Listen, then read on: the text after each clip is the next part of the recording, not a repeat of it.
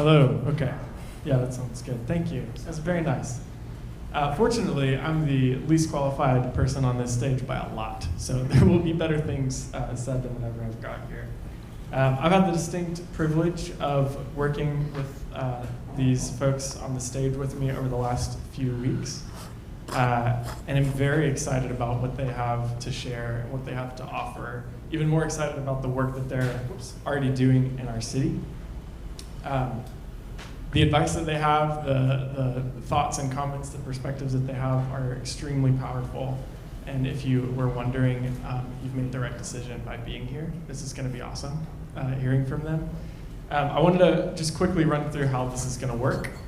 So I'm going to introduce the framework for the evening, how we've kind of aligned ourselves over the last few weeks, and the themes that we've been focusing on to develop the questions and also the sort of commentary that everyone is providing.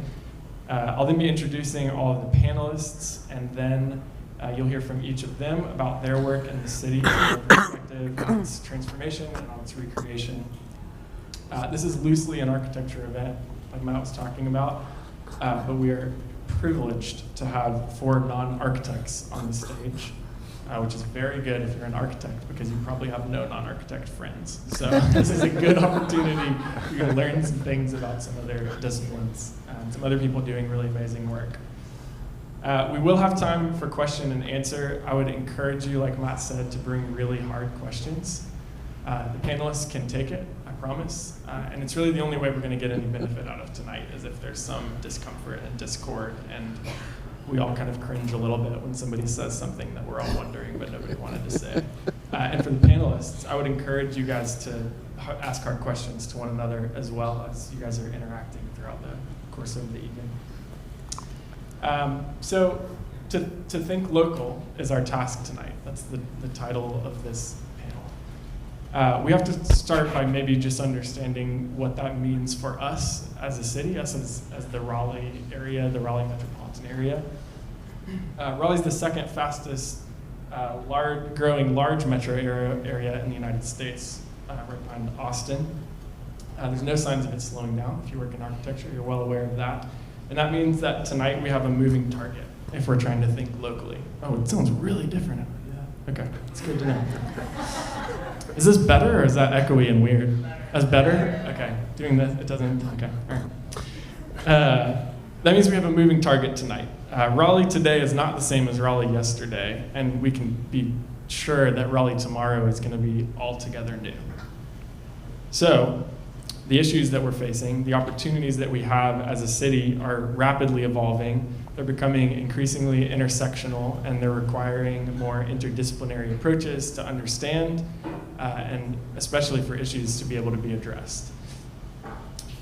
For the architects and the urban planners in the room, we have a long history as a profession of starting to establish these ideals of sort of utopian society, trying to simplify this really complicated thing that happens when people try to live in the same place, down to a few values, a few economic principles, and a few sort of built ideals that we can implement, and then everything is going to be okay.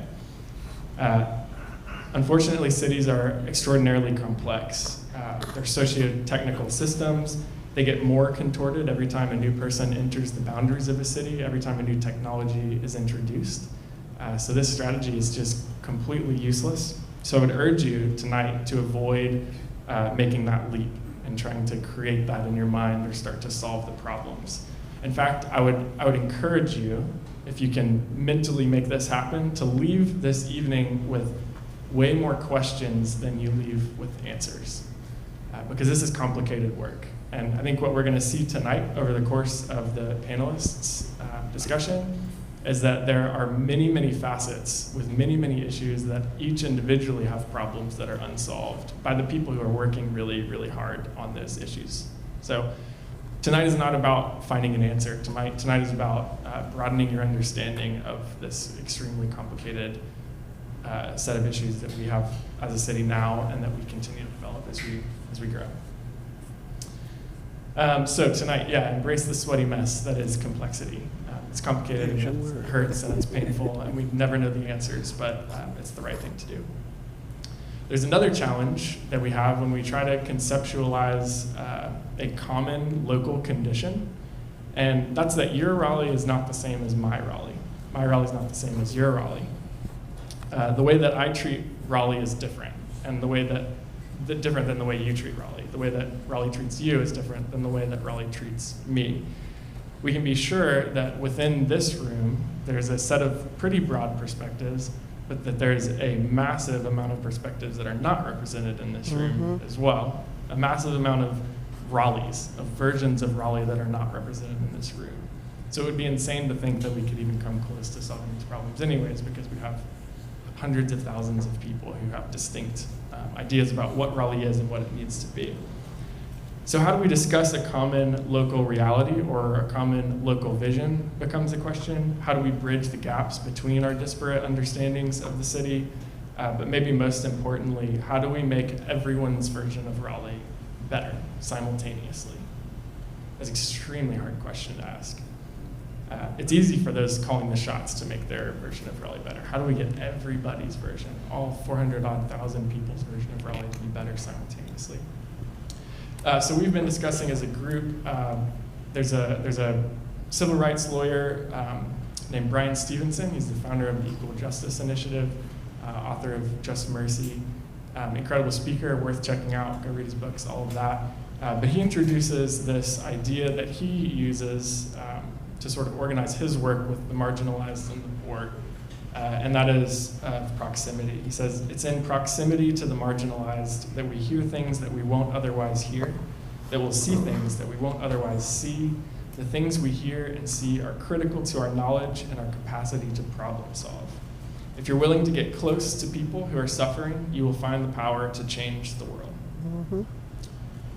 So having this conversation in this room, away from all of the actual challenges and all of the actual opportunities of the city, is not a solution or a proposal for a solution. The best that we can do tonight, and what we should do, is allow this conversation to be a spark, but know that the flame is dependent on our willingness to become proximal to those experiencing life in our city in all of its many, many, many forms. So this is our framework, really, for the evening. Think local, embrace complexity, and act proximally. So we're going to get started. I'm going to introduce the panel first. They've all done a lot of stuff, so this is going to take a minute. It's kind of embarrassing to put Matt's description of me next to theirs. I wish he didn't do that and just said I was Jake, but here we go. So first we have Dr. Terrence Ruth. He is a proud Raleigh change maker. He's a professor at NC State in the Department of Social Work, an active social justice advocate, and a mayoral candidate focused on building a stronger, more inclusive, and prosperous Raleigh for all of its citizens.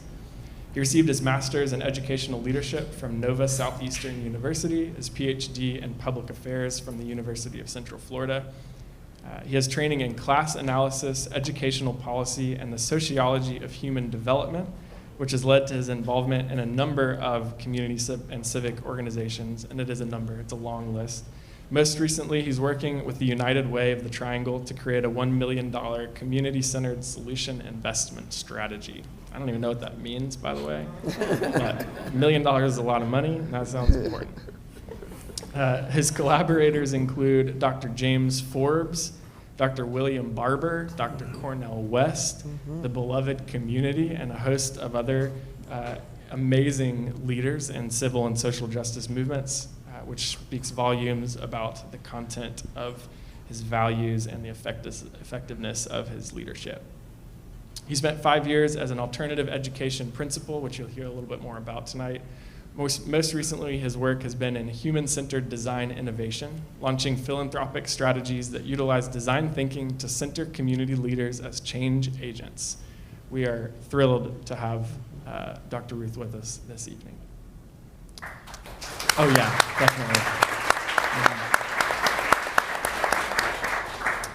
And then we have Anna Stokes.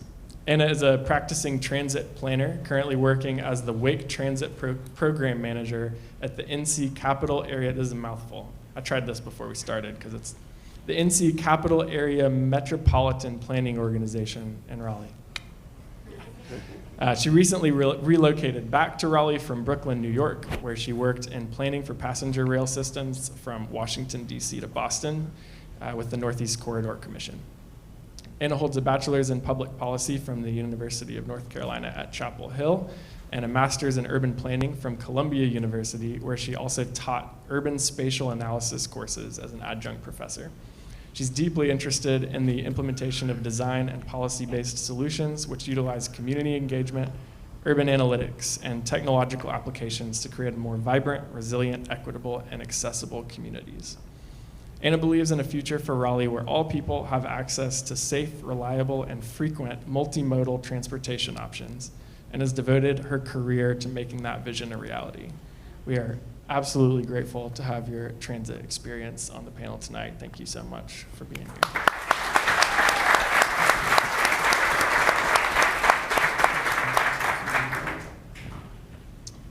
Next down the line is Mr. David Meeker, who has the rare designation of being a native Raleighite. You don't find many of those anymore.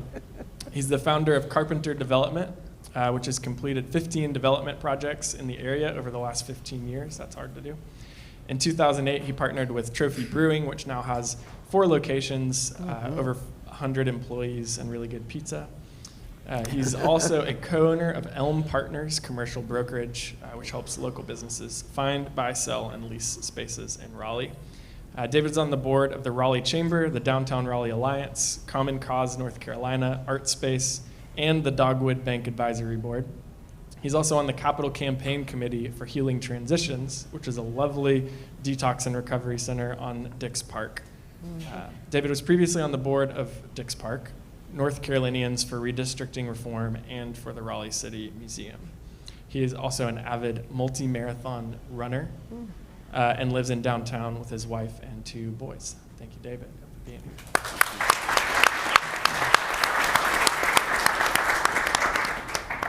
And then last and certainly not least, we have Bettie Murchison. Bettie is a lifelong Wake County resident, mother and a wife, and a powerful community advocate in our city, truly. She's the founder of Oasis Health and Wellness Centers International, which provides culturally sensitive and holistic healing for both youth and adults. Lots of amazing programs. You should definitely check out that organization. She's a national trainer and consultant with the Nurturing Parenting Programs and the author of Nurturing Parenting Programs for African American Families. She received her bachelor's degree in political science and criminal justice from North Carolina State University, completing graduate studies at Harvard and Duke, and holds a certificate in nonprofit management from Duke as well. She's a fellow with the UNC Chapel Hill Emerging Leaders in Public Health program, as well as a fellow in the North Carolina League of Conservation Voter Boards and Commissioners Fellowship.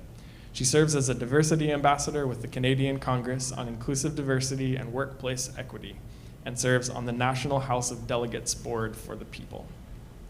She's a member of the Wake County Community Remembrance Coalition and the Raleigh Pilgrimage Planning Committee, a board member of Raleigh Organizing Against Racism, and the chair of Wake County Human Services Regional Community Advocacy Center Committee. I said that wrong. An amazing CV. We will hire you immediately.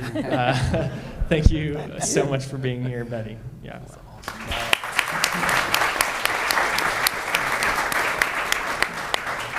So without further ado, I will introduce Dr. Ruth here to get us started. Flip to your image. Thank you, everyone. It's a pleasure to be here and to share. It's an absolute honor to be able to have this moment with this amazing panel. So I was excited about the request to have to find a visual presentation for this concept of proximity. And the first thing that came to my mind was a bear. Yes, a bear. Now, it's often quite scary to enter the unknown, to enter communities where you would assume that your own personal values are not the same. Also, it would be a bear having to move into close proximity with others, especially others in underinvested neighborhoods. However, for this conversation, we're going to spell bear, B-A-H-R, and we'll talk more about that later. Now, as a young school principal and a PhD that centered quantitative analysis, I was used to doing a structural equation model, and ANOVA, a t-test, a multiple regression. I was all too familiar with the data profiles of neighborhoods where my school was positioned. And you had high crime as one data set. In that high crime, students who attended my school had long juvenile and school suspension records. Now, my professional role told me that that data correlated to student attendance and their eventual class performance. Then you had high rates of poverty as a data point. Students who attended my school were often below certain salary thresholds. Many of them lived in a zip code where their career earning potential capped at $25,000 or below. Now, this is their career earning potential just in a zip code.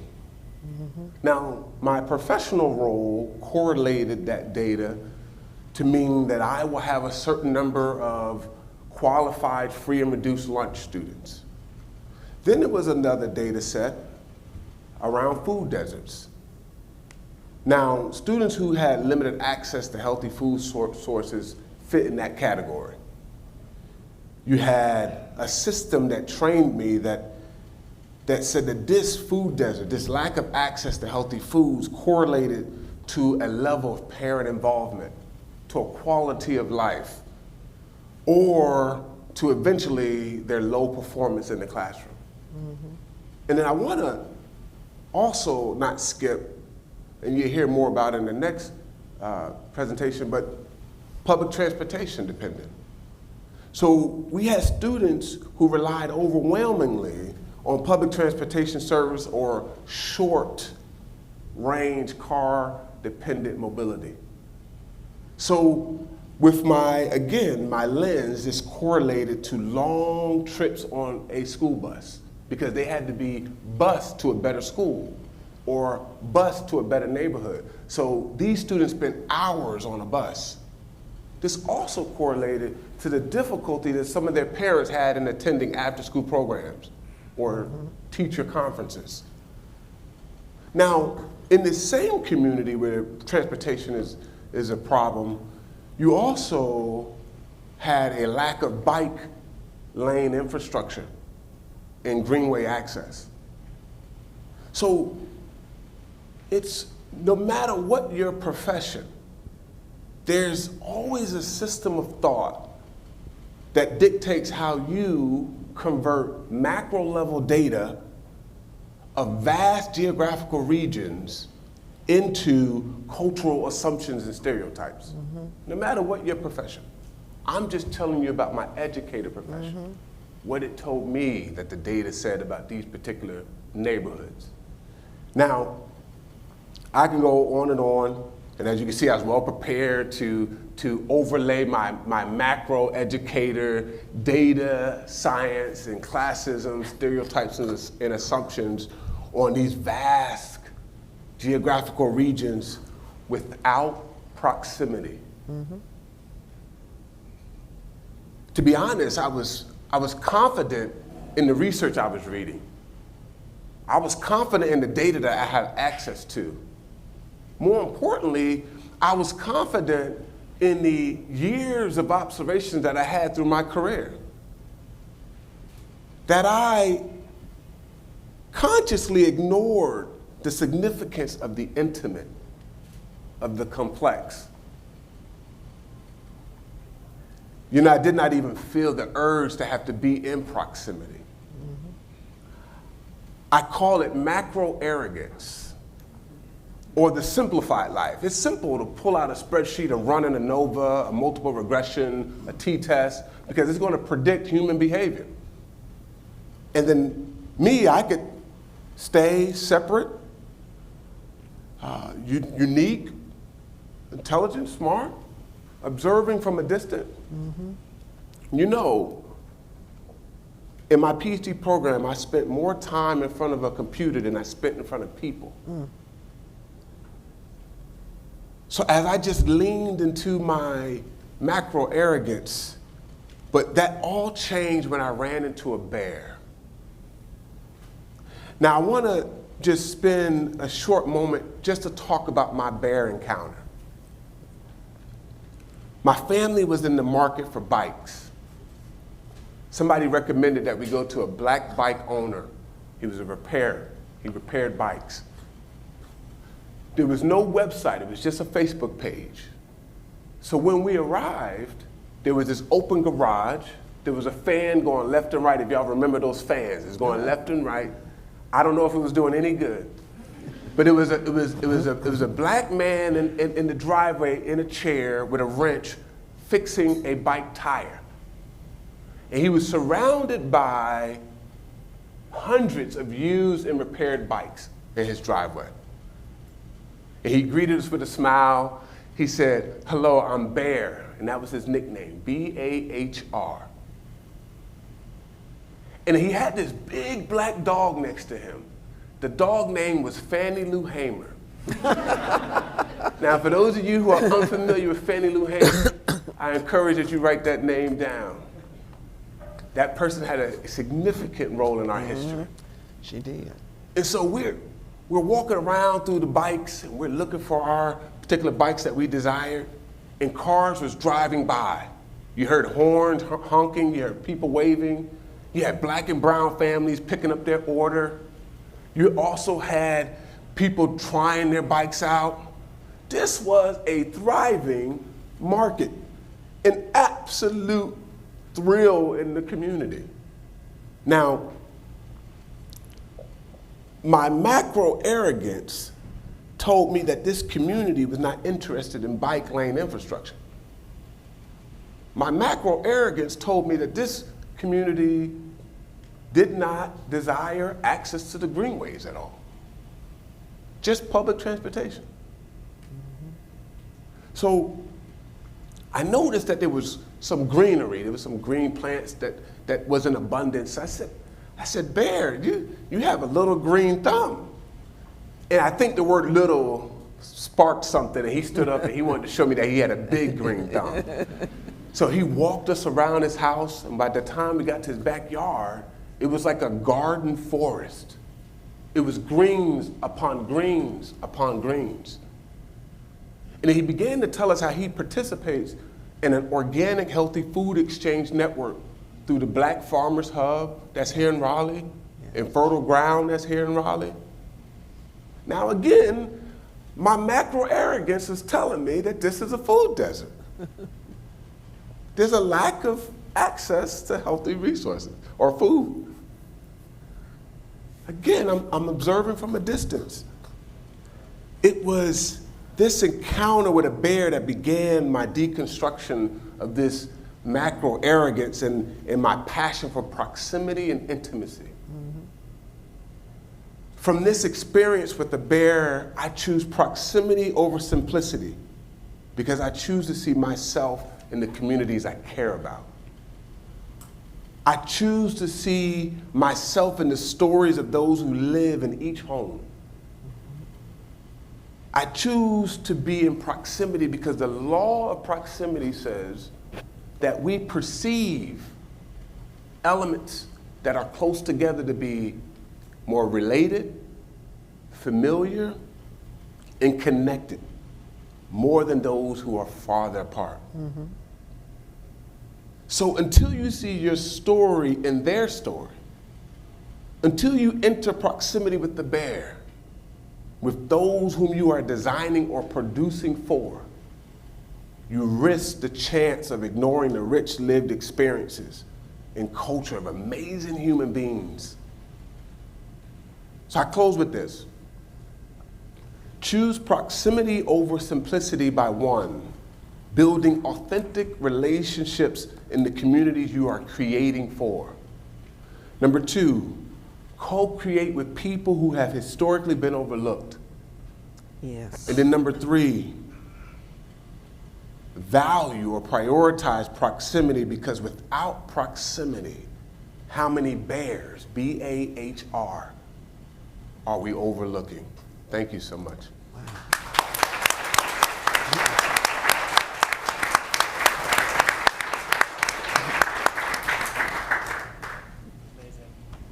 Hannah, you're. Hi, everyone. I'm so thrilled to be here as well, and I have a tough act to follow. Yeah.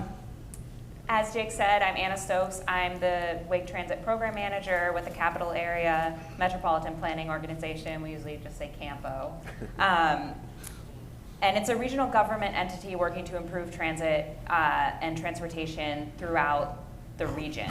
I have a background in multimodal transportation and transit planning, and I spent half my career in Raleigh and the other half in the northeastern United States, most recently working on passenger rail planning. I moved back to Raleigh in October, and I'm really happy to be working alongside a lot of amazing people here to help improve the region's transit network and so that it can better serve the residents. I wanted to start with these photos of streetcars in Raleigh because I think it's a really stark contrast to what we experience today when you think about transit here. And some of you may have known that Raleigh used to have a thriving streetcar network, but others may not. So the one on the left is taken from the Capitol building looking south down Fayetteville Street, and that's just all streetcars. I think there are a couple cars back there, but it's really a thriving network. The one on the left is, or your right, is also Fayetteville Street. I'm not really sure where it was taken. A streetcar system in North Carolina started in 1886. The cars started running on Christmas Day in 1886. And they ran for 37 years, being dismantled in 1933 to make more space on the roads for personal vehicles, which were really this new technology that everybody was embracing. So we dismantled the transit system and we invested all our resources in the car. And I'd like for all of you to kind of imagine what Raleigh would be like today if we had made a different decision. What if instead of burying the tracks and tearing down the overhead catenary, we had, as a city, invested in transit for a century and a half? What would the city look like? What would our land use pattern be? How would you get where you wanted to go every day? Instead of the bus system we have now, which is really trying to retrofit a land use pattern that was not designed for it. That's one of our biggest challenges. We can provide service, but if you're so far out that it's going to take forever to get where you want to go and there's not a direct corridor, it's really, really hard to retrofit.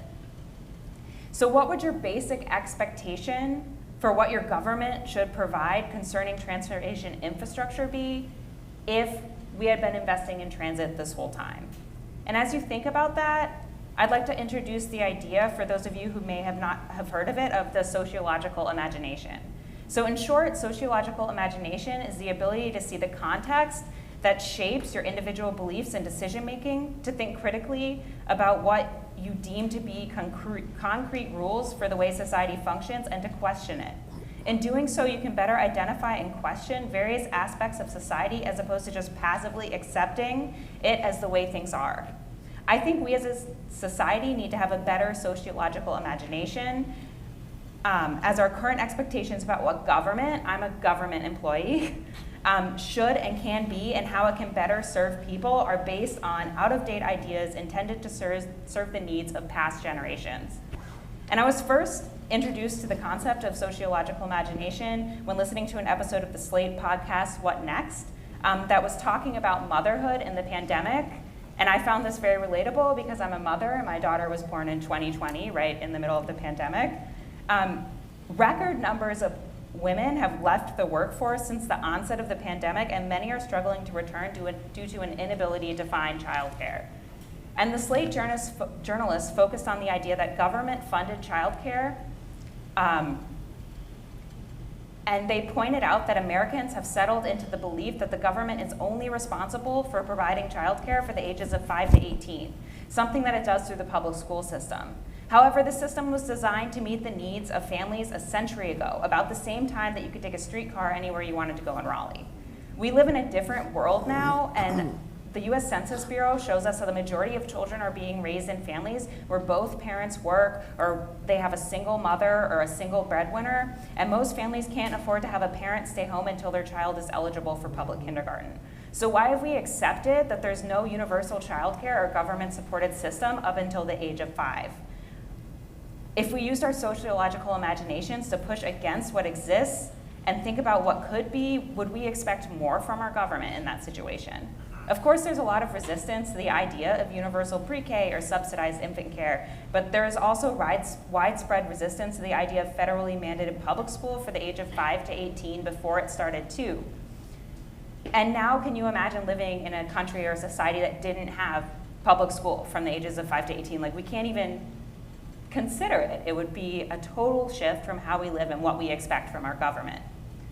And I think the juxtaposition between refusing to provide care for children under the age of 5 and mandating care for children over that age is why this is such a good example of how using your sociological imagination to push against the underlying and often arbitrary rules of the world in which we live can result in needed societal shifts. But obviously we're not here to talk about childcare and my expertise because I am not a childcare provider, I'm just a parent. I am a transit planner.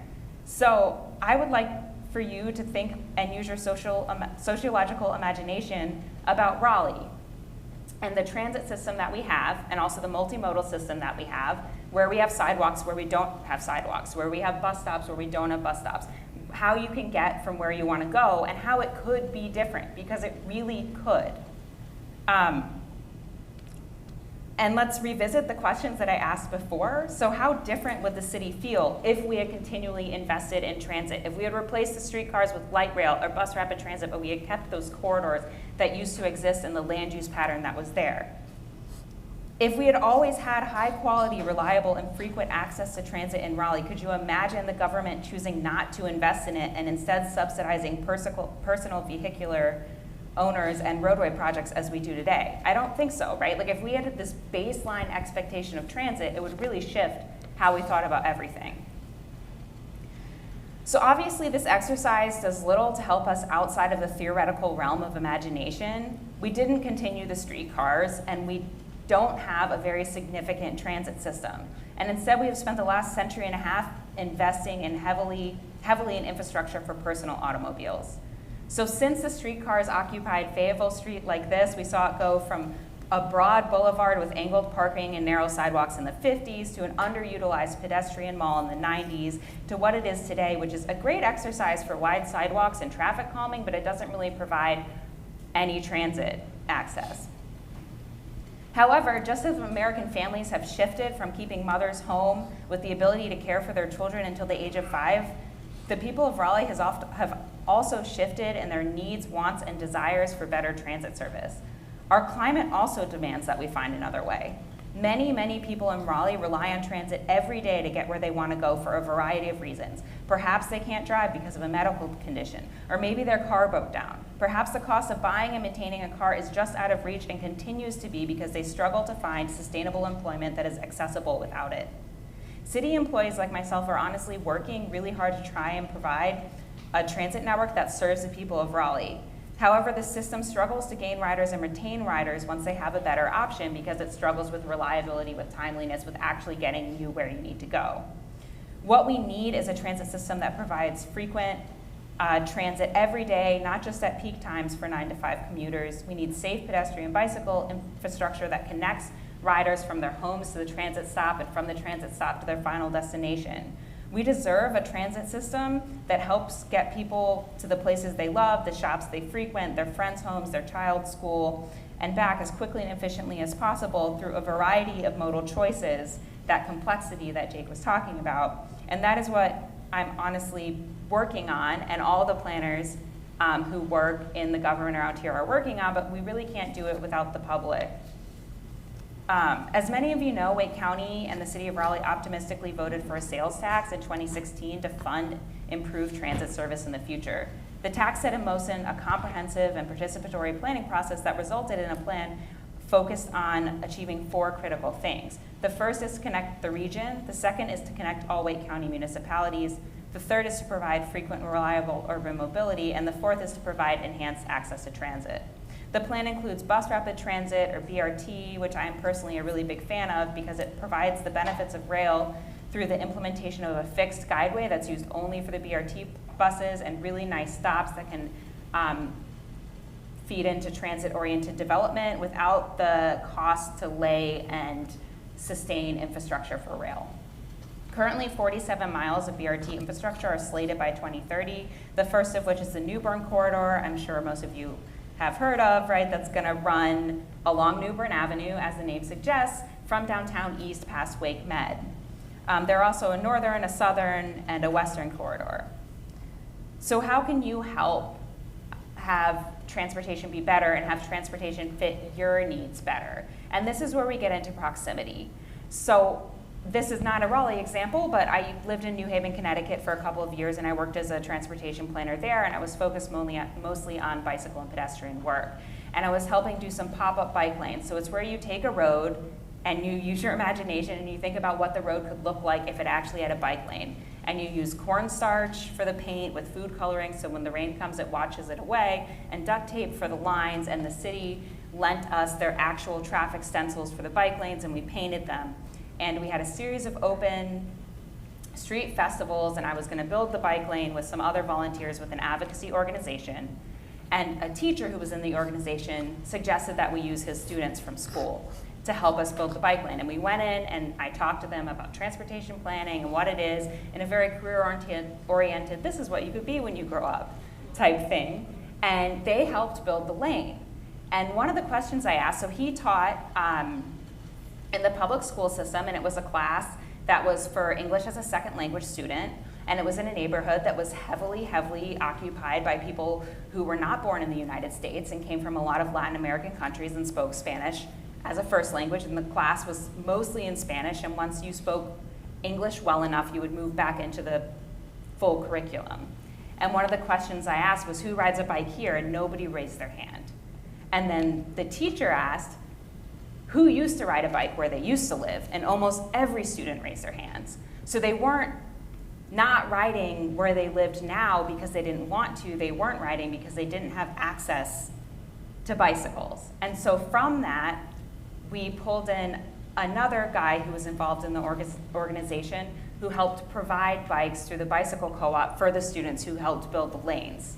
And it was this, I imagined I was building a lane for very planning purposes to show you what it's gonna look like in a very academic way, and it turned into this exercise that benefited so many kids who actually got a bike out of it, who learned something, who had an amazing day, and it was that proximity that I feel like I got pulled into through no effort of my own, and it turned out so much better than anything I could have imagined, and it's kind of framed a lot of the stuff that I've done since, and the real need to have that type of proximate public engagement. But the planning process is not always like that, and so what I challenge you with is twofold. One, to understand the system that exists, because a lot of the change that you need to push through needs to be pushed through the system that's already in place, and two, to think about the system as it could be in the future and challenge it to be better. So the system that exists relies heavily on public meetings, on listservs, on surveys. So if you go to the city website, you can sign up under raleighnc.gov/transportation, get on the email list, and you'll get a notification anytime there's a meeting. And you can go and you can tell people what you want and what you want to see in transportation, and they listen. I have spent a lot of time in my career quantifying the results from those things and putting them into plans because people really want to build a system that serves you. If you see a survey cluttering your inbox, fill it out because, again, we use that data. But two, push back on those processes. How can the city and the planning processes that govern the transportation structures that you use every day serve you better? How can you participate better? Push back on the city. Do you not go to the meetings because you don't have childcare? Push on the city to have childcare for you. Are there better places to have people give surveys and talk to you about transit? We go to festivals and transit centers often. I've done surveys on buses, but what about your school events? Would you rather see the city handing things out through your church newsletter? Things like that. If you suggest things to the city employees, honestly, that's gonna feed into the system and help change in the future. And as you provide this feedback in the planning process, you have to understand too that it's slow. Really, unfortunately, very little of what I've spent in my career is in the ground yet because it takes a very long time.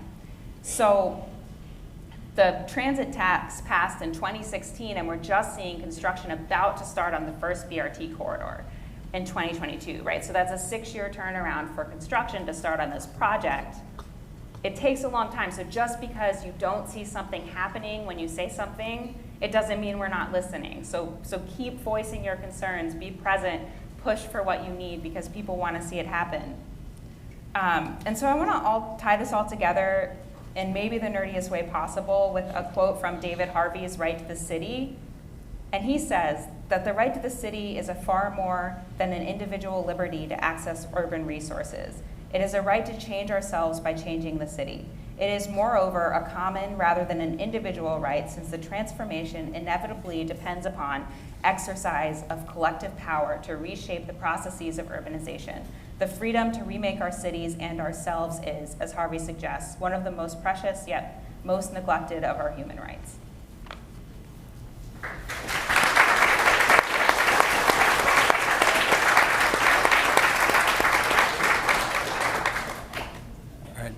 Okay, that was incredible. And I'm a huge fan of BRT too. I definitely don't feel qualified to be on this stage, so I'll try to keep it short and not screw it up. As Jake mentioned, I grew up about a mile from here in Raleigh, went away to school in Houston, Texas, and then came back because of all the opportunity here. That says something about Raleigh and how lucky I was to be born here. I do 3 things career-wise. I'm a partner in Trophy Brewing, which is the fun side of what I do. And we have 2 locations and 2 sister concepts, including a distillery. So we make small batch gin and vodka. So that's even the more fun part. And then I started and I'm CEO of a development company, Carpenter Development. We do what we call creative retail. So far it's been mainly adaptive reuse, buy an old building, renovate it, lease it out to yoga studios, restaurants, coffee shops, that kind of thing.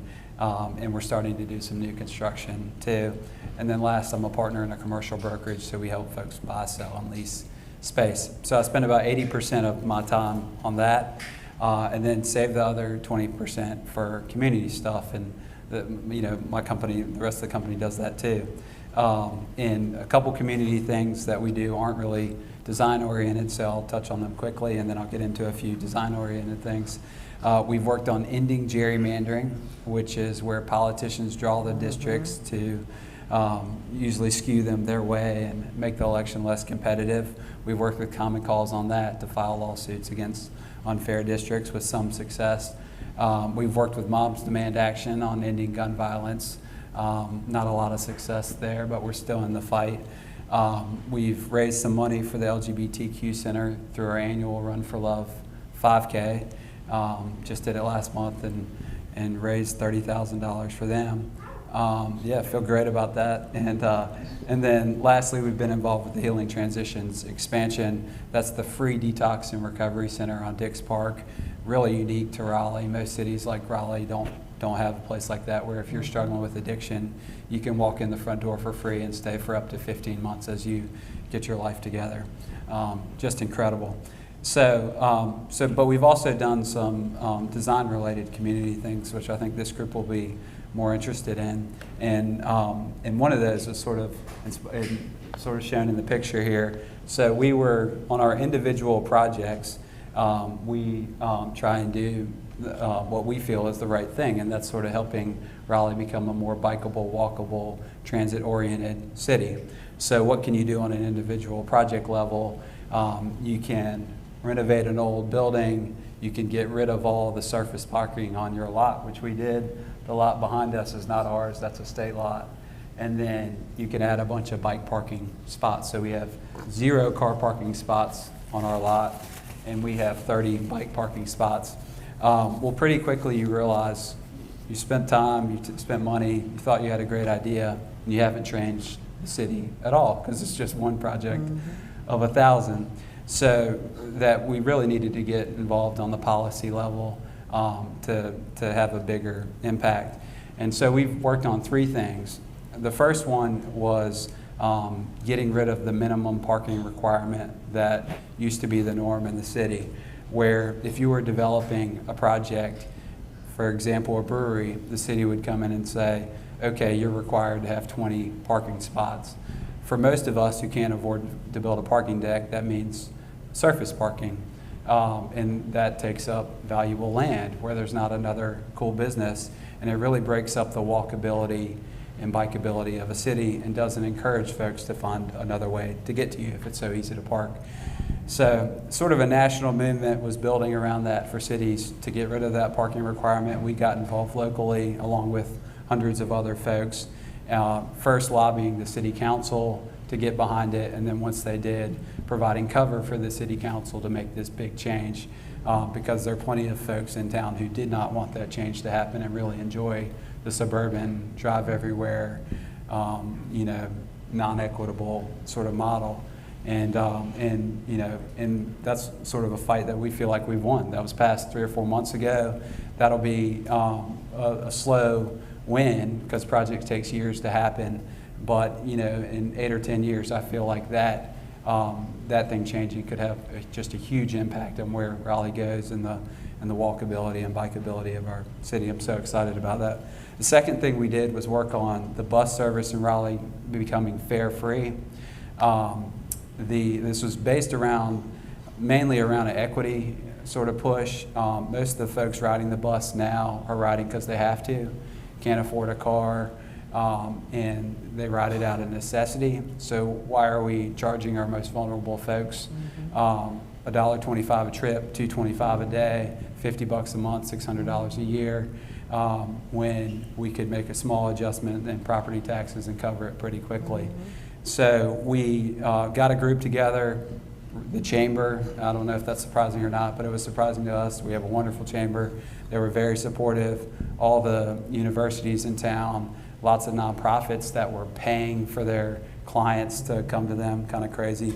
We formed a coalition, and we were working on it just before the pandemic. Lucky pandemic hit, and the buses went fare free because they didn't want germs being spread on dollar bills. And so we had an easy win then, and then the challenge was how do we keep them fare free going forward? And we've just gotten it approved for another year, but it's an ongoing battle, and that we all have to fight if we want it to be fare free. And of course, when it is fare free and you're not in a pandemic, there are all these additional benefits other than the equity piece, and that's that the bus actually moves faster because there's not the pay delay. People aren't paying when they get on. Hopefully more folks will ride because there's less barrier to entry. If more folks ride, we have less congestion on the roads. We're a greener city, and actually some federal funding is based on how many people ride. So potentially we could make up the funding gap without even raising taxes just from federal funding. So we feel like that's sort of a midterm win, but a battle we're going to have to fight every year. And the last thing that we've worked on is pretty much every city Raleigh's size has a highway running through the middle of it, breaking up the walkability and bikeability and safety of it. In Raleigh, it's not exactly a highway, but we have Dawson and McDowell running through the middle. People are driving 40 miles an hour. The lights are synced up. It's 4 lanes at some point, and it's just really unsafe. 2 people have died in the last couple of years. 2 pedestrians have died.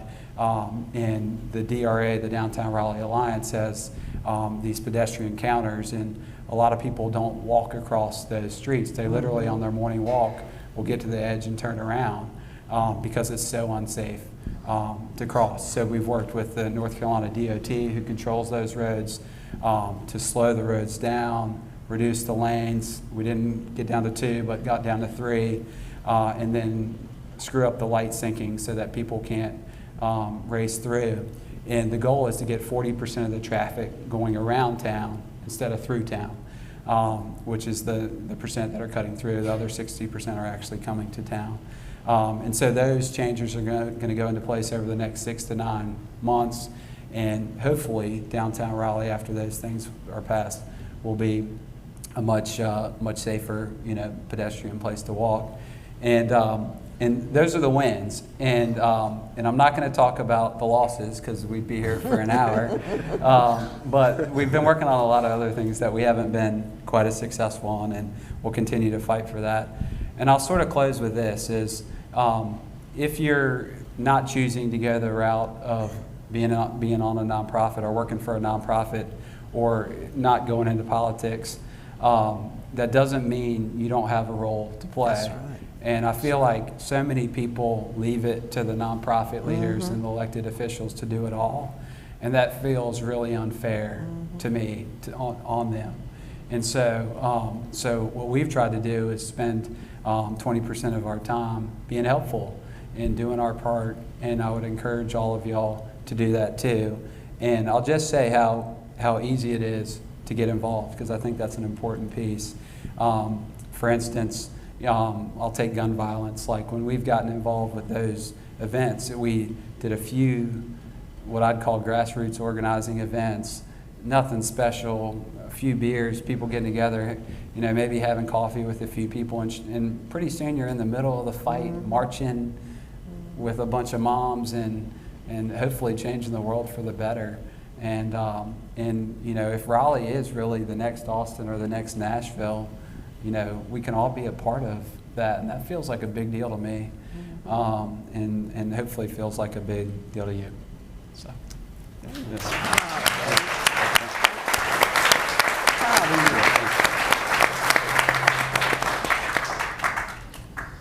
Change my traffic pattern. I will not be coming through downtown. Could have just told me, David. We're friends. Go around the Beltline.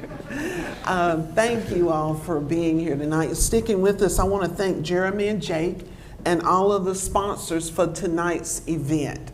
This was when I got a call to speak to a group of architects. I'm like, what? So I love your idea and your energy behind bringing in community members. One of the goals that they set when they first asked us to be on this panel was to address problems and opportunities that Raleigh faces as a city. Well, that's something everybody can get behind, right? And I thought, okay, I can follow this goal. So I'm going to take you on a little journey. I asked you to go along with me. The speakers before me did some of the similar things and having you imagine. So using, the right side of your brain? So let's work on that side. Let's imagine some things. Let's imagine that you live in a community and there's some ponds around you, and you get up to go walking in the morning and you see a couple of dead fish laying outside the pond. Any of you ever been to a groundwater or a racial equity institute training? You've heard this analogy before. But if you see a dead fish, one or two fish, you just probably think, well, it's just a fish that decided to leave the pond, or it just wasn't nurtured properly, didn't have enough nutrients in the pond for them maybe. So no big deal, you keep walking. But let's say you come back the next week and half of the fish in the pond are belly up dead. Now that would stop you in your tracks, right? You'd have to stop and ponder what's going on with this. Why are half the fish in this pond dead? And let's imagine that you have 3 or 4 other ponds in your neighborhood, and you start to notice that there are other fish dead in these ponds. Well, first of all, you probably will think, well, maybe it's not the fish fault. The pond must be toxic. There must be something in the pond that's causing these fish to die. If it's more than one pond or more than one lake where there are dead fish, you got to know it's a deeper problem, right? For those of you that are architects, groundwater. You know about the groundwater wherever you're designing or building something. That's a very important concept. So if the groundwater is toxic, it's going to poison the fish in every pond, right? So think about this. Think about those fish being our children, that in every pond represents an institution. So let's say one is education. Half the fish are floating belly up dead. Let's say the other one is the criminal justice system. Half of the fish floating in the pond are dead. Let's say one is healthcare. We talked about health disparities after COVID because suddenly a bright light was shone on it and people could see that there are health disparities in our communities. And let's say one was child welfare. And the same problem was affecting all of the fish in the pond. And if you ever go through Racial Equity Institute's groundwater workshop, it's a 4-hour workshop, I highly recommend you take it. They do a much better job than I did in explaining this. This is what racism looks like. It's the groundwater that's toxic, that's poisoning all of the systems. So we have different names for the different disorders, whether it's disparities or inequities, but it's all the same. It's all the same. So when we talk about how this shows up and how it impacts the lives of people in communities, and sometimes the people in the community aren't even aware of how it impacts their lives. One of on the next slide, one of the graphs that we use shows the difference between equality, equity, liberation, and reality. So instead of just going through each one, I'm going to give you a case study. This case study is an actual story, and it does involve transit, but we're not knocking transit tonight. But it's just to show you that unless you're proximate to the problem, you really don't understand it. So I had a client, I was doing life skills coaching for a client who was in a recovery house. She wasn't at there's a transition place for women, but at this time, this was pre-COVID, she was in a recovery house out Falls of Noose Road, which is out North Raleigh. She was required to spend an hour with me every week in order to be able to get her child back, and she was trying to keep a job. She was trying to, get her life back on track. So her reality, what her life started as is more of the picture to the left. She started in a ditch, right? Because she had everything against her. She had been in every one of those ponds. She had been in criminal justice. She had a record because she was using illegal substances. She probably had had problems in the education system. She had healthcare issues, and she was in the child welfare system because her son, I think it was her son, had been taken away from her, and they were giving her a chance to get her life back together, to spend, I think, 9 months in the recovery house so that she could get everything back together. Well, the organization, the nonprofit, gave her a bus ticket and told her to come see me. I was working out of an office off Capitol Boulevard, about a mile south of Triangle Town Center. Well, it took her an hour. It took her an hour to get from Falls of Noose Road out downtown, and then an hour to get from downtown to my office, to spend an hour with me, and then reverse the trip, an hour back downtown to the substation, and then an hour back home. That's 5 hours, right? Her whole day. It took her whole day just to see one. And usually when people are in these circumstances, they have 5 or 6 different agencies or organizations or counselors or therapists that they have to see. Because I didn't do substance abuse, and she had to go through substance abuse or substance use disorder with somebody. So if she started out, if her reality was that she was already in a ditch, giving her the bus ticket, where would that move her to? What do you think? Equality, right? Because she could get there. She had transportation. She could get to the office to see me. What would it take to move her to equity? You see the difference between equality means each of these kids get a stool or a crate so they can see the game. Did it help the little kid in the purple? Not at all, right? Equity is the tall kid didn't need a crate. Give the middle kid 1, but give the shortest kid 2.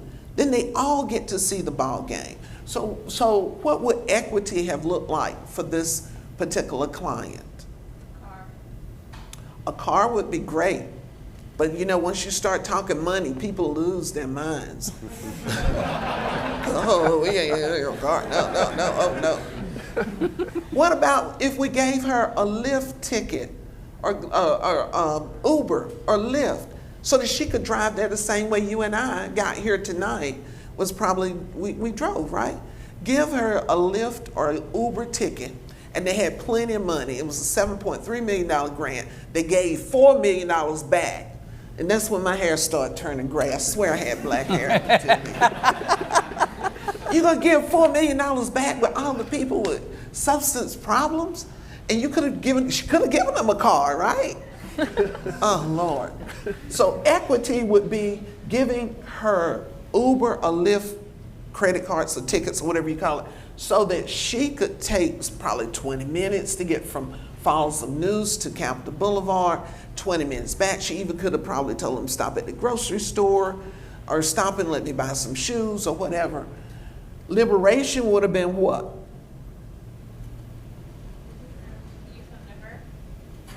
Well, the problem was there are 5 or 6 women in the house, and each of them probably had 5 or 6 providers. And they have to vote on who can come into the house, which is great, because you should feel ownership of the house. And just because I'm providing a service doesn't mean I should have the liberty of coming into your abode. So I respected that. But what about, how have we been doing business the last 2 years? Virtually.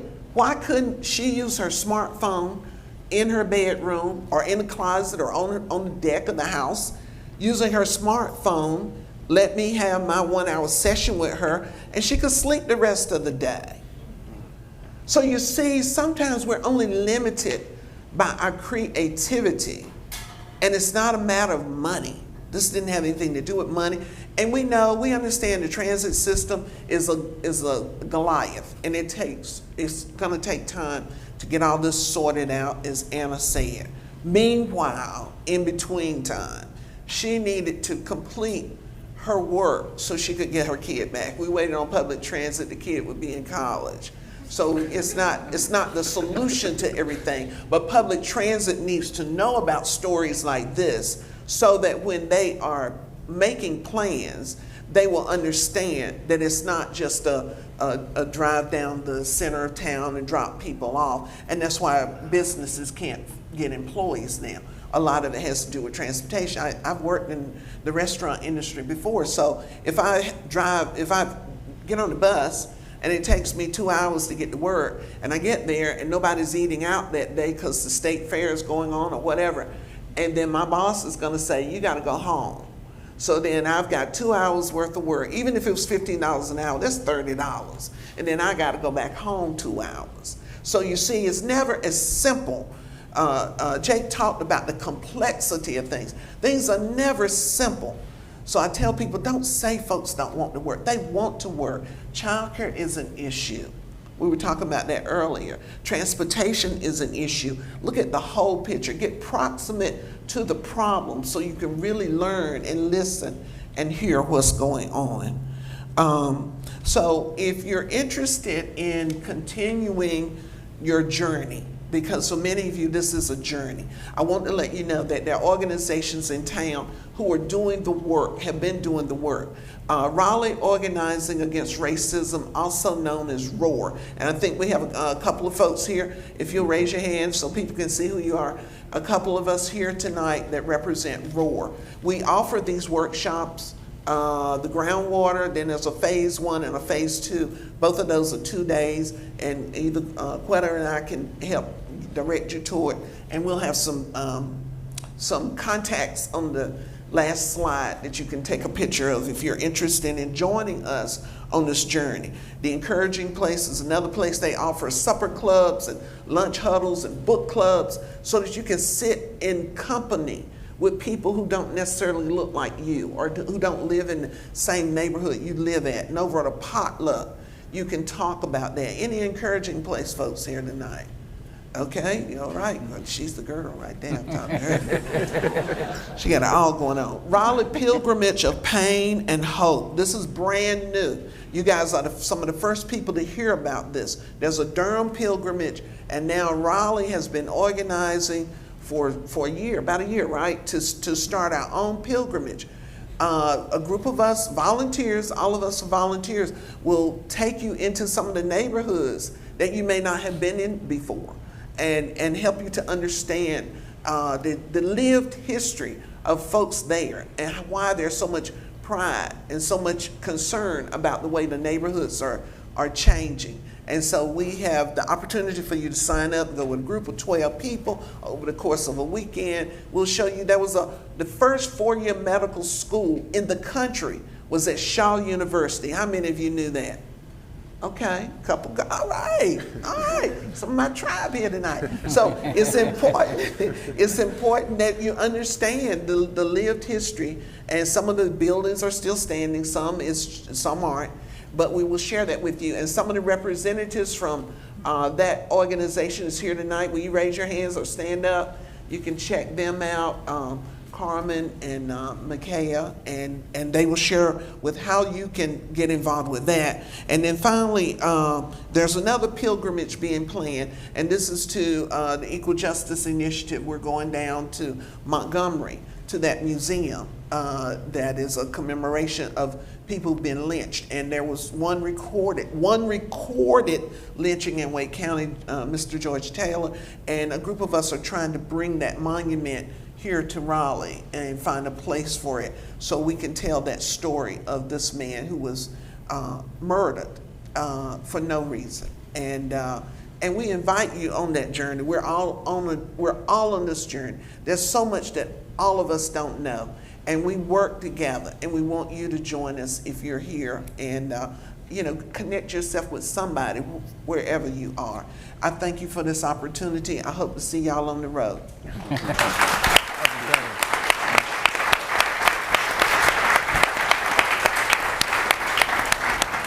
Amazing. Thank you all so much.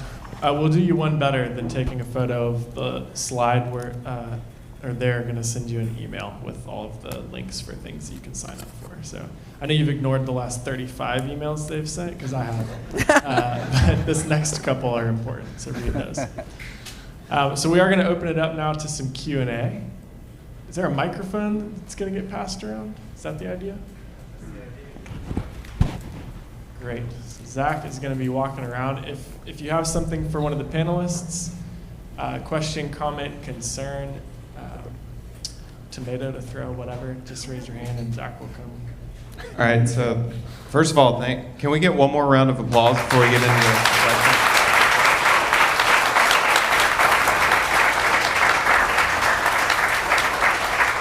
So I think we're at 8:15, 8:20-ish right now. We are super invested in the conversation. So thankful everybody is here tonight. We want to make sure we get to your questions. I promised that last night, and I left some hands stranded. So I'm going to do my best. I got a working microphone. We're going to do this thing tonight. So I believe you had the first question, and we'll go from there.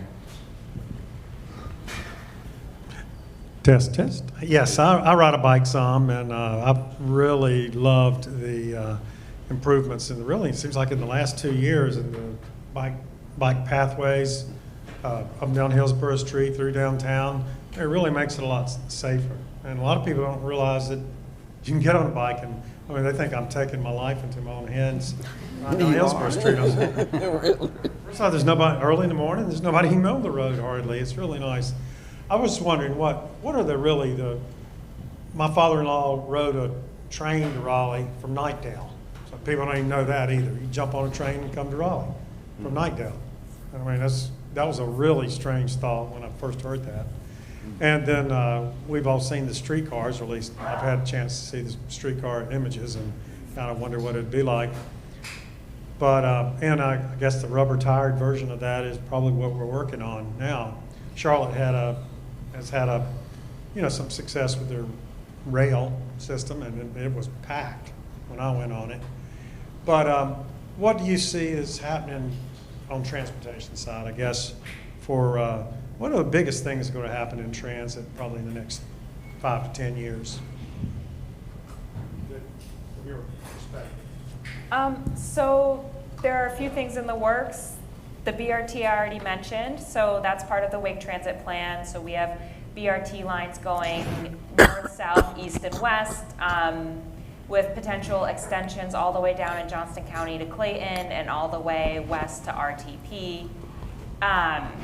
There's also a lot of momentum behind what's called the S-Line.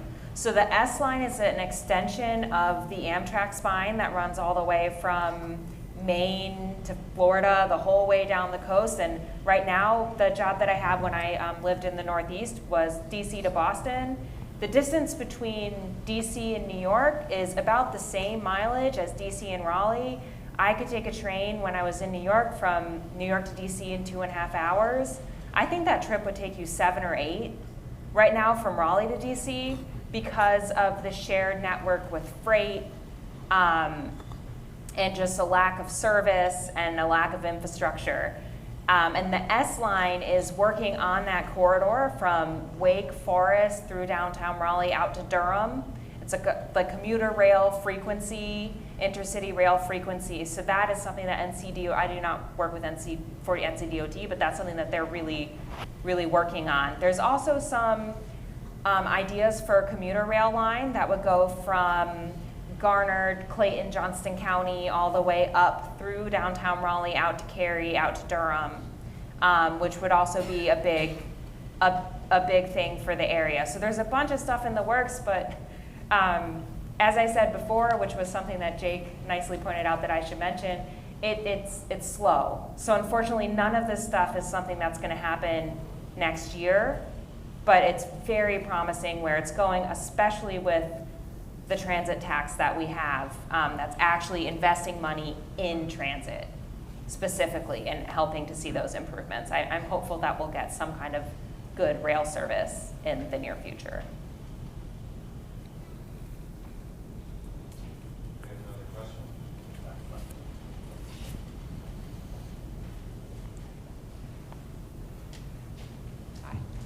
Hi, so this is a mixture of a question and a comment. And as the slides are merged together, this is what I saw as an elder who was born at St. Agnes and have lived here for 62 years. I'm ignoring the bear. But the proximity piece is very important because what I believe is that if you don't sit in something, if all you have to do is drive through it or ride through it, you don't have any concept of what occurs in that community. And so a lot of times people who are planning, who are creating, don't sit in the community. So they don't, they're growing, their ideas are coming from what they see other places and what they hear from people who are not necessarily there. When I looked at the transit pictures, the thing that originally came to me was that the transit system was segregated. And I don't know how many of you know that. It was a great promise for those people who live in, I don't know what they're calling it now, Cameron Park. That was one of the draws, was that the transit system went through there. And there was at least 1 or 2 trolley cars that I know of that went down what was Smithfield Street, which you now know as Martin Luther King Boulevard. That was a draw for South Park when that area was being built. I'm a historian as well. And then when I look at Trophy Brewing, I think of when I was newly married, that's where I went to do my laundry. And so as we're planning, as we're building, what I'm seeing is like laundromats or washers and dryers going into apartments and things like that. But there's still community that needs laundromats built in it. And so as the communities are gentrifying, those things are being left out for those people who have had need of them and still live in those communities where there is still naturally occurring affordable housing in them. So we need to think about those things. And all of that equates to some of those fish that are dead in the pond. And so when Bettie talks about the systems, we have to think about the fact that we try to fix the systems, but the systems are doing what they were created to do. And so we need to look at the history underneath that. And sometimes that means you need to go to talk to somebody who's 70 or 80 and find out what it was like for them before you build the new. And don't leave those histories out in the process of your sociological imagination. I like that. Because imagination is a wonderful thing. We all use it. We encourage our children to use it. But we also have to remember as adults that it's important for us to use it in every piece of our world today. Thank you. Very well said, Colin.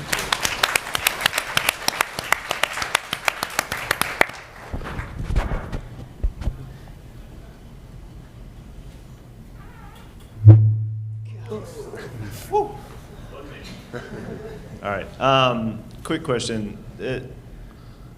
This is specifically related to transit, but I think it applies in lots of the different things we talked about. It seems in conversations where they do happen, specifically around transit, and I don't know if y'all are on Twitter, but it's not always a great place. But people talk about transit on Twitter, and it seems the conversation is between people who are irate that there are no bus stops or no benches, and people who are mad that the benches that we're installing are too expensive or the shelters are too expensive, and there's just kind of this squabble, which I participate in. But it seems like that's happening there, and then the other like 99.9998% of people aren't even talking about it, and that may be wrong, but it seems to me that we need to maybe pull people into conversation or enter into the more broad conversation so that we as a community kind of get some agreement. Do y'all have any advice on how to make that happen? Because it just seems like there's, again, the 0.111% are just, they both want improvement, but they just squabble. And again, myself included. But any advice on how to broaden the context of conversations of what we're talking about here as individuals? I have no advice on that. You don't have any advice? Why don't you take that? One thing that I would say, I'm not a Twitter user, but one thing I would say on that is that part of the reason that I'm very hopeful for the BRT improvements in Raleigh is because I think that BRT is a great investment for a community that is not sold on transit. As a community, we do not have people who have a baseline expectation for transit here. If you grew up in this area, you've never lived somewhere where you've been able to really rely on transit and have it be a successful thing that got you where you wanted to go with little frustration. Your experiences with transit are probably pretty negative. And because of the low cost, every infrastructure project is obscenely expensive. Because of the low cost of BRT compared to railway improvements and things like that, it's much easier to implement. Hopefully we can get people on board because they can see how successful a really good transit system can be, and then we can make some of those bigger improvements in things like rail. But I run into that a lot. There are a lot of people who are very, very skeptical, and then there are a lot of people who just want you to spend $1 million to get the Hyperloop or whatever it is that, yeah. I just wanted to comment. I'm very active with affordable housing and getting people to vote and these things. I'm also 1,000 years old, so I started using Twitter, and I had to write David, and I asked him if he would let us register voters there, and he said sure, and that was so wonderful. But I commented because I bought Trophy Wife and Trophy Husband, and you get 4 cans of Trophy Wife. No, 6 cans for $9.99. You get 4 cans of Trophy Husband. And so I said, hey, David, you're for equality. What about this? He's really sweet. He says, I'll look into it. So then I get this young man, Herr Bierman, from Cary, who's 30 with a young son. And he jumps in and tells me, this alcohol content and the size of the can, all this stuff. And everybody who was a craft brewer aficionado hated me. But it was just sort of a fun conversation. But my point is, that young man, Herr Bierman, I said, why are you following me? I'm 1,000. You don't have anything in common. He said, I follow you for social justice issues. That's right. And because of that, you know, we've gotten a lot of stuff done. So get on Twitter, pay attention, That's and right. find out what's going on. Good point, good point. I want to comment briefly on Jed's statement. I left transportation to Anna, but there is there's an underlining question before you actually get to the category of transportation. So the research says voters engage based on their relationship to property. And then secondary to that, voters engage based on their level of education or education access. So engagement, to a large degree, is based on how we are championing or defining land ownership and land acquisition and land preservation, et cetera. So to Jed's point, how do we move that 99.9% that is not even worried about the debate into the conversation? And I think that's a conversation that we can have. Anna mentioned it in her conversation, but what does it mean for engagement to be dynamic, where it's not centralized, but it's actually embedded in community experiences? So when there's events, the city is there to engage and learn and observe from people who are living on the ground in that space, rather than waiting for a meeting. Most of our engagement is dynamic. We're collecting data. Organizations are collecting data from us. Just by us walking into a store, there's certain store that's collecting data from us, just from our phone signal. But when it comes to city planning, we wait for a meeting. We wait for meeting notes. And that's sufficient. We don't even challenge that concept. We think it's okay. So to Jed's point, there is a crowd that is untapped data so that we can create a more responsive built environment that we don't even engage at all. So I'll leave the transportation in. But that is a piece, Jed. That was a really good question. And it goes back to the pond analogy. We're steady fixing fish. We don't really want to look at creating ways with these institutions and these structures because they're working the way they want them to work.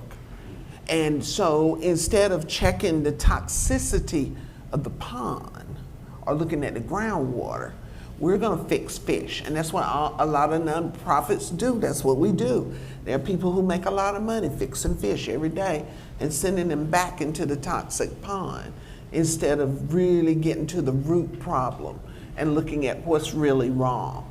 Don't call me when it's time for election or time when you want to have a meeting, but you haven't come out to engage my community. And many marginalized communities are at the point like, don't even come my way. Nothing came of the meeting we had 5 years ago. You're not listening to me. I'm not a landed person. I don't have the things that you need to have to be heard in Raleigh. And y'all know that happens everywhere. There are folks who are heard, whether they're on Twitter or whether they're coming to city council, they're heard, and there are other people who are marginalized. We got to fix that and not worry about fixing the fish.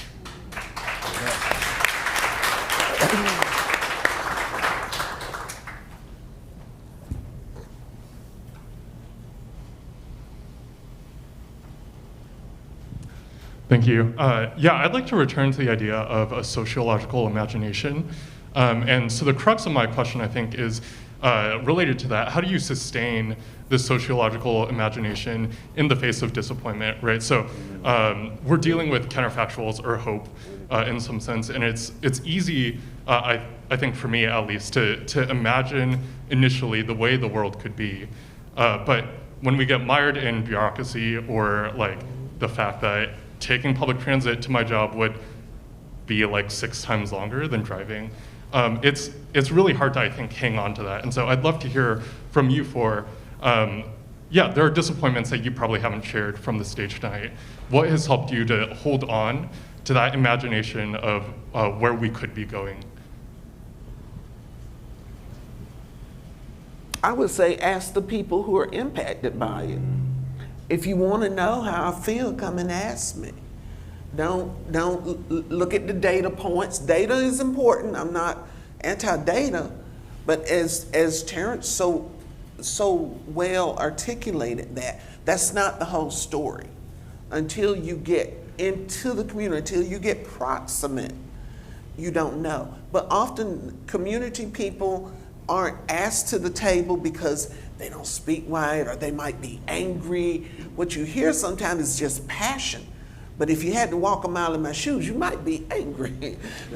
So don't discount the wisdom and the knowledge that exists in communities that have been marginalized, because they can tell you what they want and what they need if you will go to them and with due respect.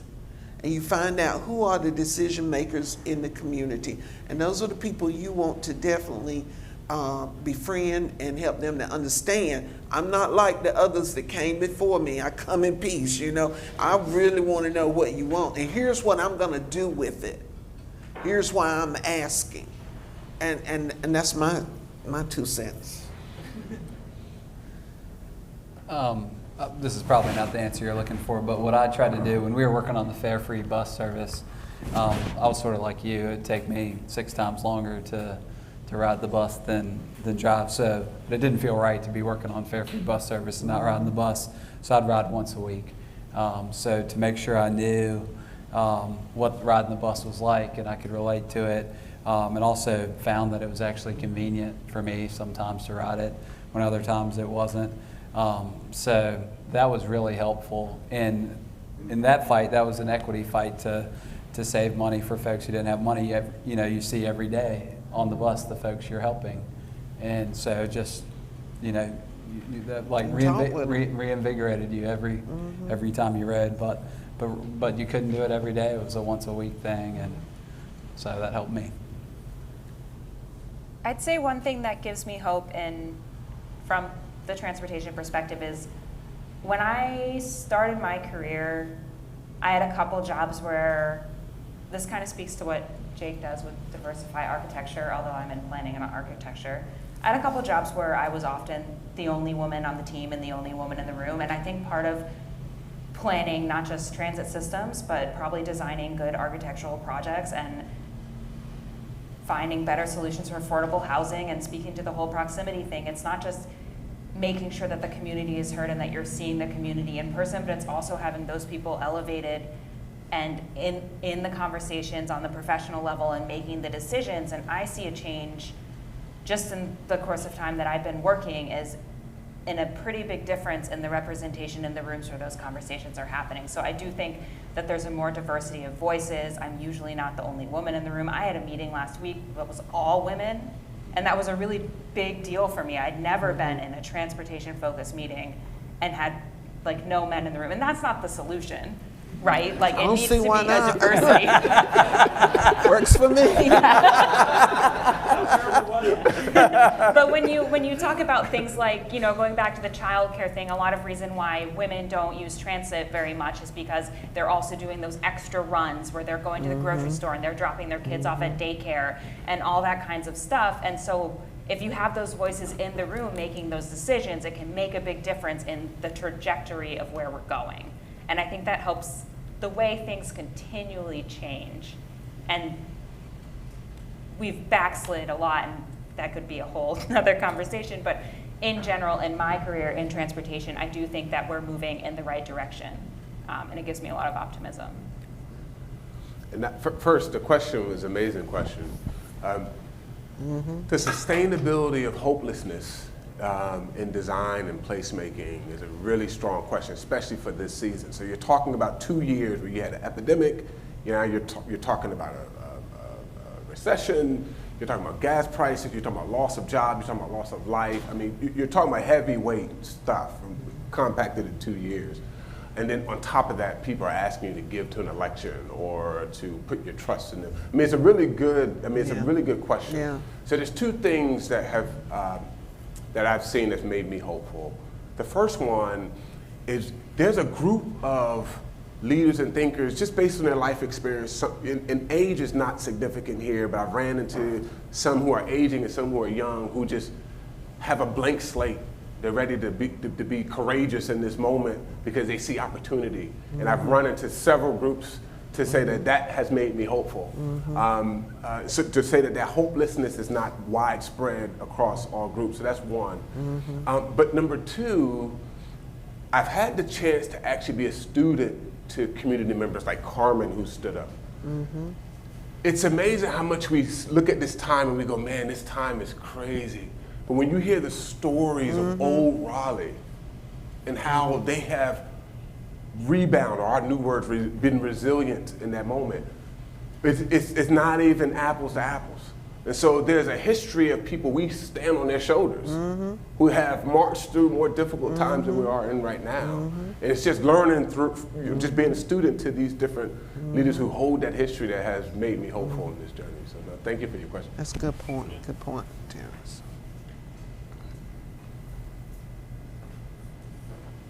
This is more of a comment, but I know we talked about proximity tonight, and because it was one of the topics. But I also wanted to point out that a lot of what you guys spoke about was also engagement. And I just really wanted to, I guess, talk more to the architects in the room tonight, because it is a joke that, yes, we only have architecture friends, and but it's very true also for a lot of us. And how we spend so many nights, just working, and we're focused on the work, but, I think what we really need to do, and what I encourage a lot of the architects in the room and other designers, is to engage, because we learn who we are designing for, who we are trying to help. And so I really thank you for being part of this panel, and for letting us know of all these great organizations that we can take a part of. Thank you. And I just wanted Thank you. to tell everybody to get involved.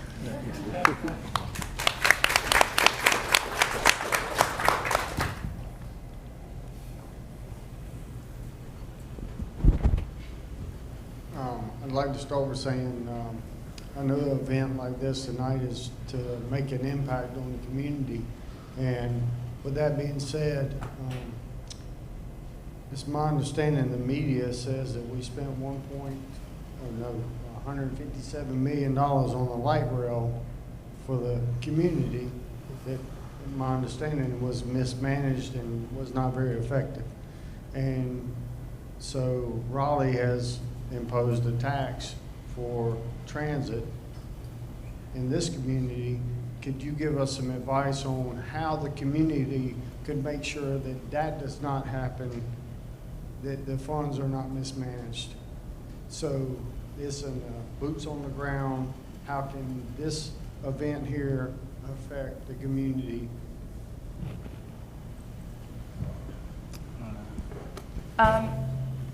The light rail, he's talking about the light rail that was going to run all the way through to Durham. It got cut maybe like 4 or 5 years ago. The project was just ceased. There was a interesting article about it recently from Durham. Essentially, Durham is doing a very good job at pushing back on what happened in that situation, and basically asking like what happened to all the money that we spent on this project. We don't have a light rail, but we spent a ridiculous amount of money on this project. I think that one of the things that we can do as a community to help push against that is to weigh in on the planning process. Look at so I work on a long-range planning process. I was not working in this area when the light rail happened. I think we just need to keep pushing on people to do the right thing, and pushing on people to make sure that your interests are served. The light rail was dead before it was dead, and it kind of kept going. And now there's all this stuff coming out about it. I don't have a good answer. It's a really hard question. Ms. Stokes, could I support Yes, you? please. Could I support you in responding to this very good question about what happened to over $150 million spent on trying to study and figure out whether or not we could have light rail in the region, one of the fastest growing regions in the country, and then all of a sudden we put the kibosh on it. Okay, let's just take a step back, take a beat for just a second, right? First of all, that light rail conversation was happening between Durham County and Orange County, right? So for those who may not know, I know we've got some young people here in the audience from across the country who may not know. You're basically talking about Chapel Hill, North Carolina, and Durham, North Carolina. And we're not here to point fingers, but we're just talking about the facts. So, as I understand it, and for those who may not know, my name is Nick Neptune. It's good to be here with all of you. All right. Great to see you again. I have had the privilege of serving with an organization called Wake Up, Wake County. Okay. And through work and service with Wake Up, Wake County, which since 2006 has been an advocate for smart, sustainable growth in our region, whether it's housing, transit, etc. That's the nature of the work of the organization, and I'm deeply grateful I've been a part of that. So from that work, I'm sharing with you what I learned. And the long and the short of it is, between Durham County and Orange County and their various county commissioners and planners, there was a lot of money spent in trying to truly figure out if we could make a light rail system happen. And when you think about it this way. Sometimes we're over here at home, with our, families, it could be parents, it could be our kids, just trying to get the home in order, right? And you're just trying to keep the home going, and sometimes there's disagreement. Okay, well let's make it a big picture situation between whole counties and planners and mayors and elected officials and city staff. And then when you talk about light rail, building out new tracks in the ground, okay, having to build new tracks between communities and all the various residents or business owners who could be impacted, affected by those new tracks. In other words, I think what I'm trying to paint a picture on in 30 seconds or less, I'm going to hand it back. Please. What I'm trying to paint a picture on, and this is something that I think, if I'm not mistaken, our panelists, spoke to earlier. It does start to get complex.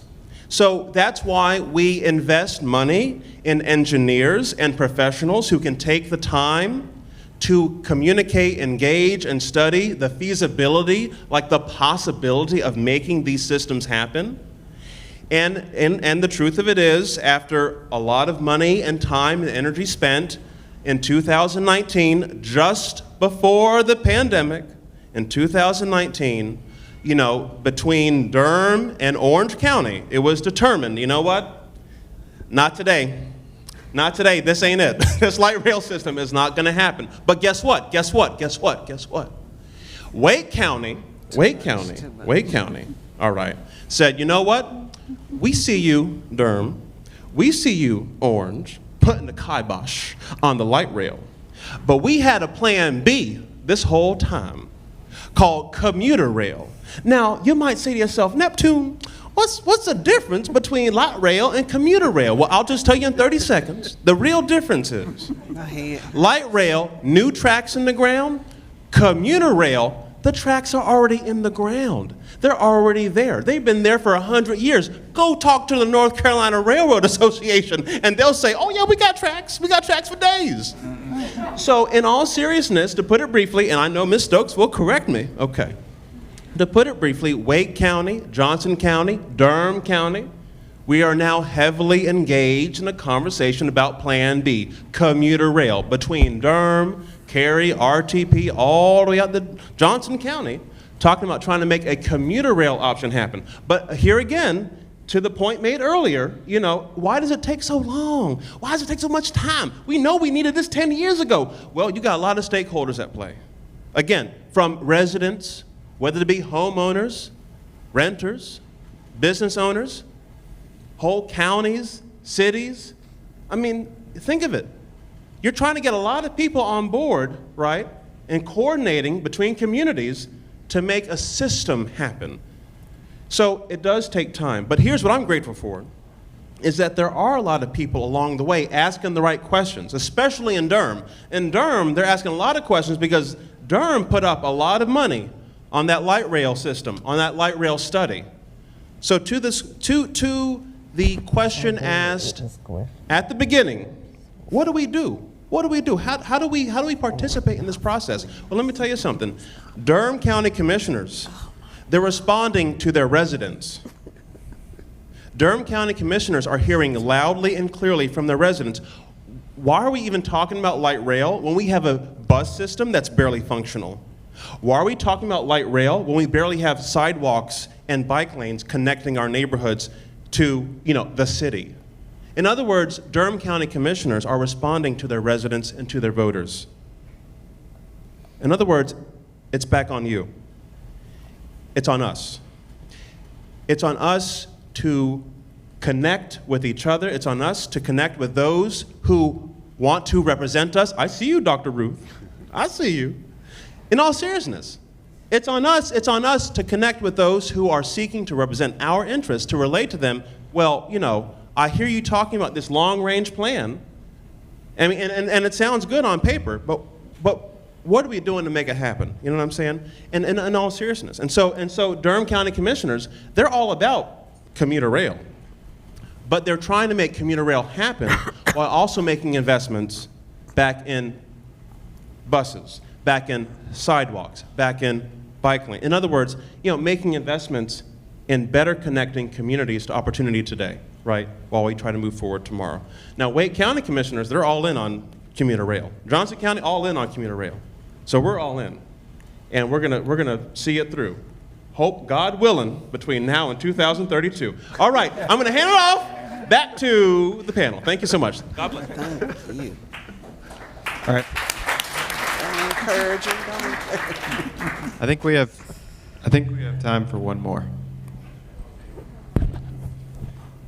Nick's going to be a hard act to follow, but I'd like to propose a Plan C to his Plans A and B. Please don't bring and up talk light rail. about solutions that I always think of when I hear commuter rail or light rail as a solution. I'm thinking these are 19th century solutions that are going to be leapfrogged by technologies that are in the works right now, like smart roads, self-driving cars, car trains. I don't know if any of you have heard of those, but I haven't heard any talk of those here tonight. Maybe these technologies could be combined with light rail, but I'd like to hear if anybody else is thinking about those things.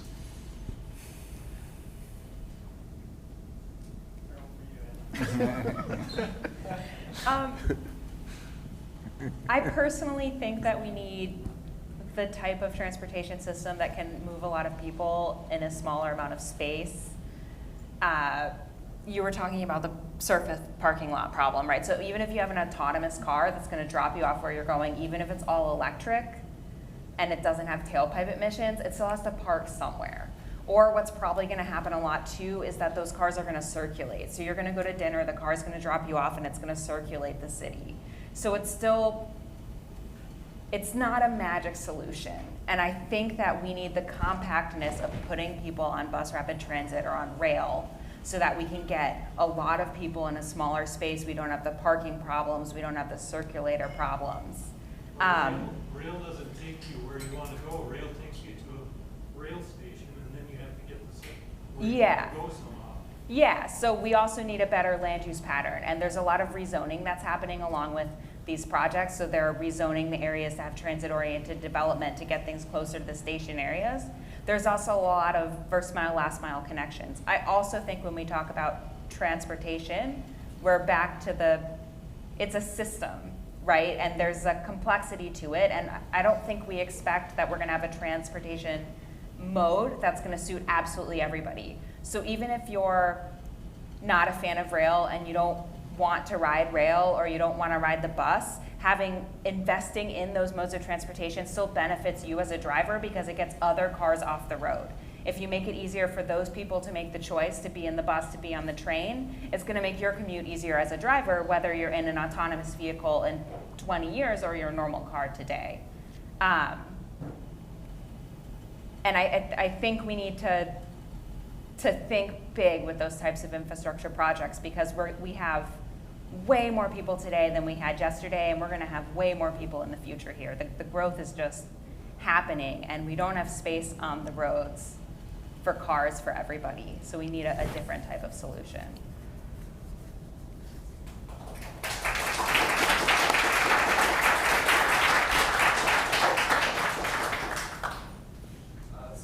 Hate to do this. Oh God, I do hate to do this, but we do need to wrap this up. One more time, round of applause for all of our